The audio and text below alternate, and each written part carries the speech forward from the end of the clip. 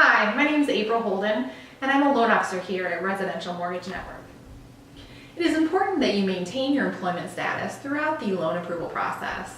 The day of closing, we have to call and verify your employment with your employer, and if there have been changes, it could cause a delay in closing or denial of your loan.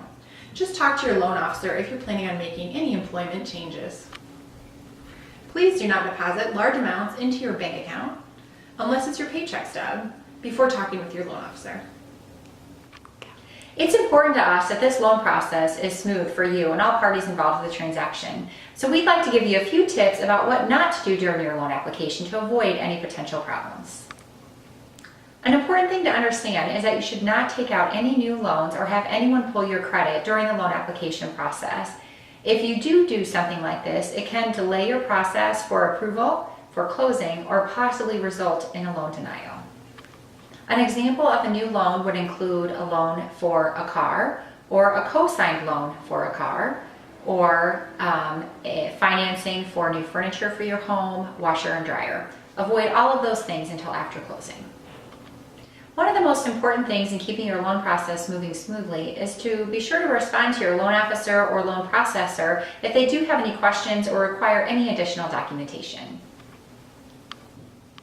As part of the loan approval process, borrowers must provide a recent bank statement to document adequate funds to close. This is an example of an acceptable bank statement. It indicates the borrower or the bank's name and address, typically in the upper left-hand corner, borrower's name and address, an account number, a beginning date and an end date, which must be within 30 days of the loan application, so the most recent bank statement that you have received.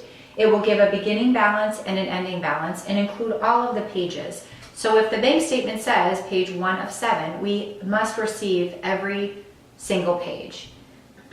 Please also note that if there are any large deposits on your bank statement, we have to document where those are coming from. So typically anything that's not your paycheck stub, we have to document where you receive the funds. So it's best to talk to your loan officer before making any deposits so we receive the correct documentation.